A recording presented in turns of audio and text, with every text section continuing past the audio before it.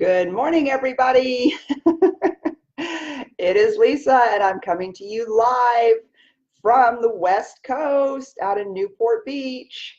I hope this is working right. I'm using my my Facebook page because I had to bring my PC out here. Hi, Christopher Campbell, Zelinda, thank you guys. I had to bring my PC out here versus my Mac, my iMac. I think my next purchase is going to be a Mac notebook because my PC doesn't do it quite as well. Thank you, Ken Walls. You're the one who got me stuck on this. Hey, everybody, Trendy and Mabel and Anthony and Chantal. Okay, Chantal, you cannot say I've never been up at 4:45 to do a show. I am coming to you guys live from Newport Beach, California. It is 4:45 in the morning, but you know what? I miss you guys. Like, I was like, no, I'm going to do my show while I'm on the West Coast this week.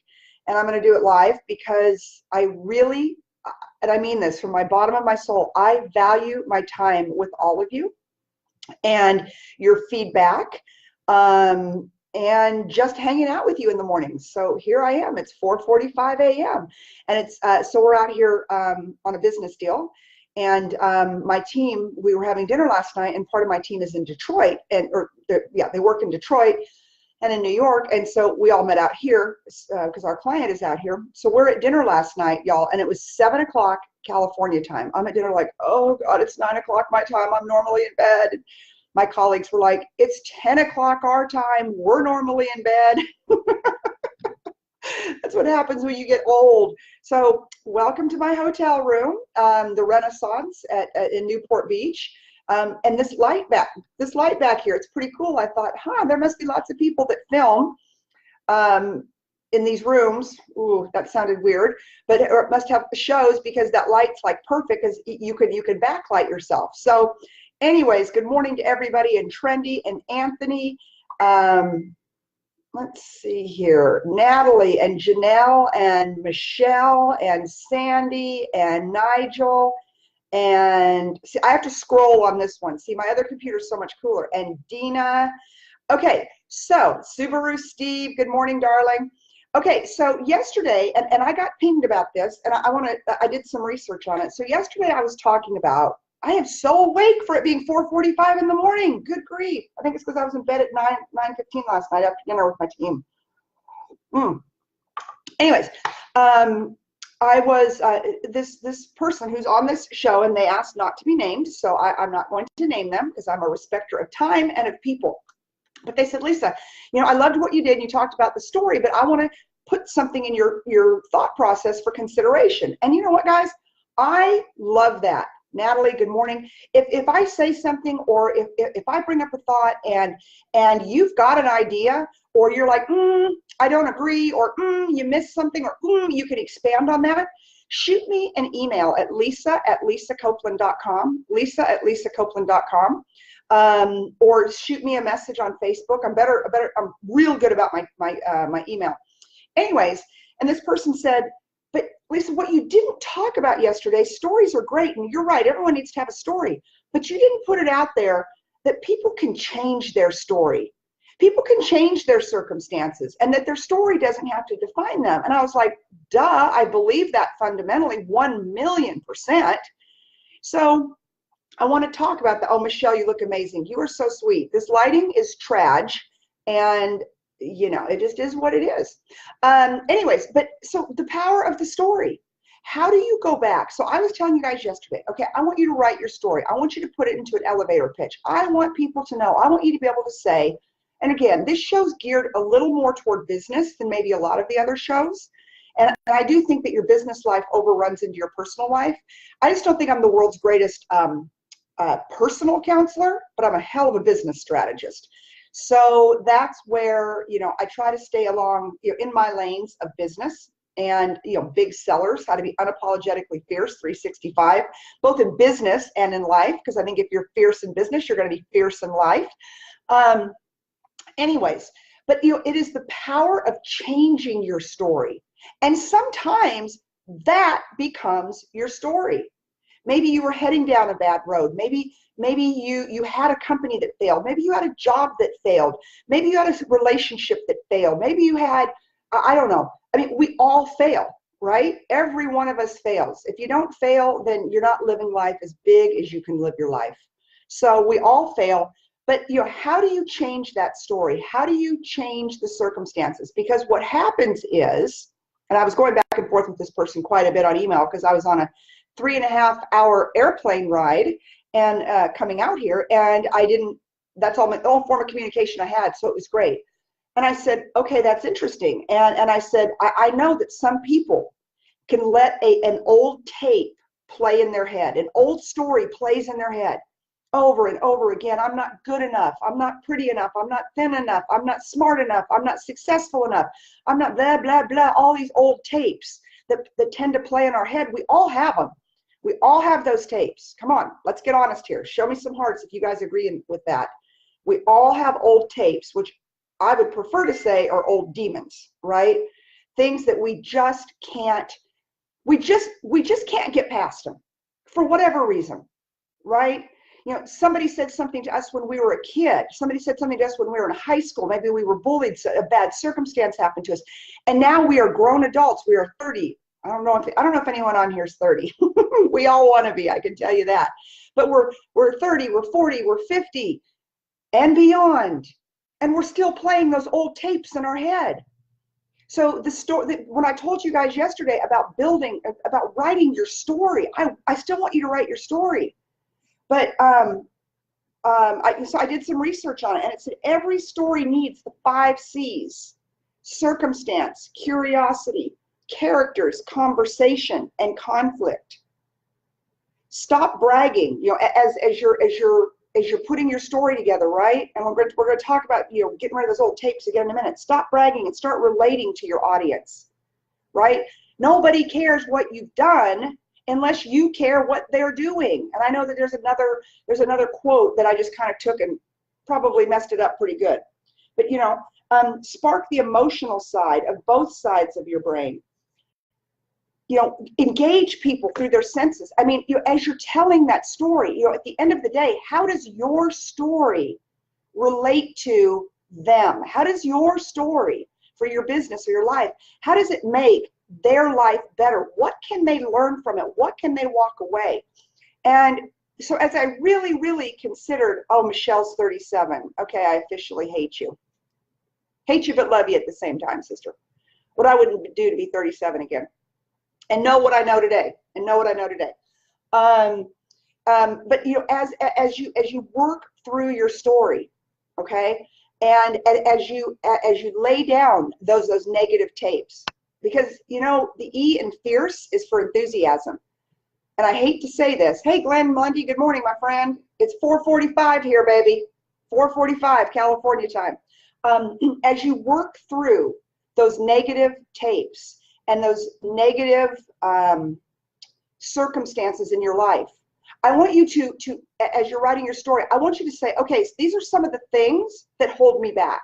These are some of the things, because I'm going to tell you guys and gals this. Not everybody wants to hear all the negative tapes. I mean, I have sat with people before. I'm about to get really real here and kind of raw, and please don't be mad at me. And hey, Lisa at lisacopeland.com. You can send me an email if I cross any boundaries, but I'm going to say it.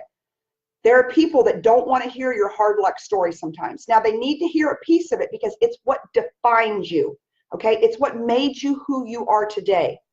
But at some point, you got to let it go, and you got to step into the power and of who you are today and what that circumstance, how it molded you and made you who you are today, but not waller in it.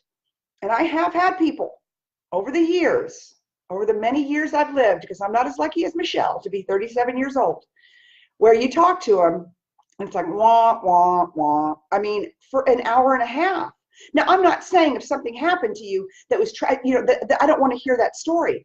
But there are some people out there that live in their past, and they say, I can't do what I want to do today because I didn't go to college when I was 17 years old. Okay, that's an excuse if you're 37, Michelle, or 40 or 50 or 60.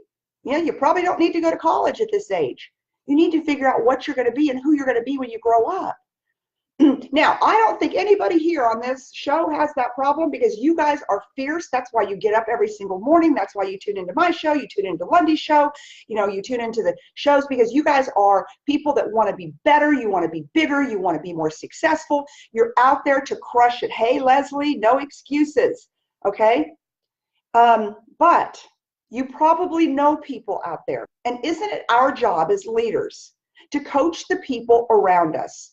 To coach the people that are stuck back in 1985. I used to have a next door neighbor, and my husband and I would laugh so hard about this. I wish my daughter was on this show right now. And he was a big old guy. I mean, like big old guy. And just like, you know, if you ever had one of those people that's just like, they're just blowhards, right? Oh, bro, I did this, I did that. I'm like, okay, yeah, great. Can I go inside now, please? Anyways, but so at that time, we were probably 37, Michelle. I'm never going to let you live that down, my friend. Anyways, and he would always say to me when I was outside, you know, we'd start talking about something. He'd be like, well, when I was in high school, I played football, and I could hardly contain myself. I'm like, you are a grown man. You know, I don't care what you did in high school. When I was in high school, I was a size 0 and a cheerleader, and that's obviously not happening again. Nobody cares what you did in high school. But you know, but he would always go back to that because he didn't have a story for today. He didn't have anything that motivated him today. So in his mind, you know, when he was out, when he was trying to talk and to communicate, he'd always go back to when he was in high school. He was the running back or quarterback or linebacker, I don't know, whatever it was. And I guess he was a big deal in high school. Well, that's great. But at 37, I hope that that's not his only story. You know, I hope that that's not the only thing he can use to inspire people. So with your story, you also have to be able to push it forward. Okay? You've got to be able to push it forward. I don't even think I can remember what I did in high school. It's been so long. Crystal, I'm 40. Okay.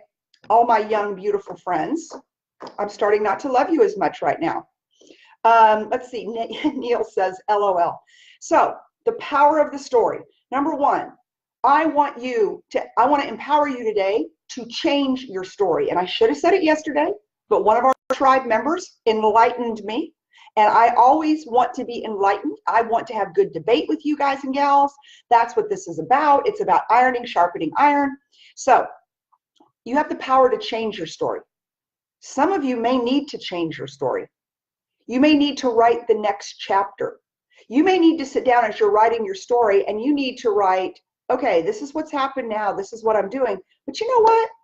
Kind of like what we do when we write books. We're going to write, and at this point, it could be a fiction chapter because it hasn't happened yet. But you know what? I want this to be the next story of my life, the next chapter of my life. So with the challenge I had yesterday with you guys and gals to write out your story and to kind of turn it into an elevator pitch, right? I want you now to write the next chapter that hasn't happened yet. Throw me some hearts if you guys are willing to sit down today, this weekend, and write the next chapter. Because what I have found in life, that if you put it to the universe, if you write out the next chapter, you're already writing out your strategy. What do you want to be, literally for my young ones out there, when you grow up? What do you want your next chapter to look like? So I asked you yesterday to write the chapter of your life, what you've done, how to take it to an elevator speech, how to inspire people, how to take it and so that people know what you're about in about 1 minute. But the exercise I want you to do for you, and then I want you to pin it to the wall. I want you to say it to the universe. I want you to put it out there because that's the only way it's going to happen. I want you to write that next chapter. What does that next chapter look like for you in 2019? It hasn't happened yet, but that's the first step to making it happen. That's the first step to pushing forward. That is the first step to creating the fiercest 2019 you can ever imagine. Write the next chapter. And then you never know. You might have a best-selling book on your hands before you know it. But write that next chapter. Write your dreams down. Write what it is you want to accomplish. Write the scenario, okay? Not just a top 10 list. I want to be more successful. I want to get promoted. I want to make more money. I want to da da da da da da da da. Liza, good morning. Danelle, good morning. Michelle, oh, I've already talked to you. Michelle, you're only 37. We're not friends anymore. Um, so versus writing the list, I want you to write out that next chapter. I want you to include the characters in that chapter. Who are the characters in that chapter? How are the stories going to play out in that chapter? How are you going to go from the damsel in distress, the one who's always living in her circumstances?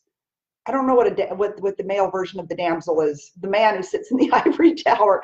But how? Okay, so write that out, and then how are you going to? What characters in your story are going to help you evolve your story? Okay. So I want you to evolve your story. Some of you need to change your story, but I want you to write out that next chapter that hasn't happened yet. And I don't want it to be a to-do list. I want it to include characters. I want it to include scenarios.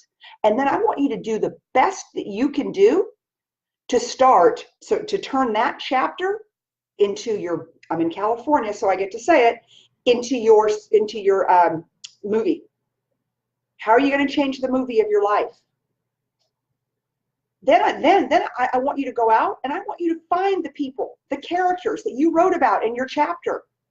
And I want you to start making that chapter come to life. Create your own movie. Wow, that's what happens when I go to the West Coast and it's 4:45 in the morning. Oh, Michelle. Yeah, Neil, I got some powerhouses in here. Of course I do. Ken Walls, good morning. Ken, I missed my Mac computer this morning. Miss it bad. I'm on this PC and it's like chugging along in my hotel room in Newport Beach. Okay, well, it's 7:01, so I hate to jump off, but I will be back tomorrow. Tomorrow I'm going to be with you guys from Phoenix, Arizona. So I go from Newport Beach. We have our big meeting today at 10 Pacific time. It's a big pitch, millions and millions. So please just pray for me at 10 Pacific time, me and my team. And then Sharon Lecter, who I know a lot of you know who she is, my dear friend. I fly to Arizona to Phoenix for an amazing girls' weekend, celebrating the life and her birthday and the day that the good Lord put her on this planet. And we're excited about that. And then Saturday morning, she's friends with Craig Jackson of Jackson Barrett Auto Auction, which is the most famous auto auction in the world. All the celebrities go there. So anyways, we're going to a VIP event there. And so it's going to be a great weekend. So I will be coming to you live from Phoenix. But I want you guys to know, it is 5 o'clock in the morning. It was 4:45. And I was not going to put this show off to anybody else. That is how attached to you guys I am now. It's like, no, I'm getting up to do my show. I miss you guys. You guys are my fuel. You guys are everything to me. And I want to thank you so much for spending your mornings with me. That 15 minutes. I hope that I'm pouring into you. But I can tell you, all of you power me. All of you fuel me. All of you make me better. You make me dig deep. And I consider you friends, and you're my tribe. So you go out and you have a fierce day. And I will see you tomorrow morning from Phoenix, Arizona. Bye, guys. I love you. Oh, and sharing is caring. This was a good message today. Send it out to your friends. All right, you guys. Love you.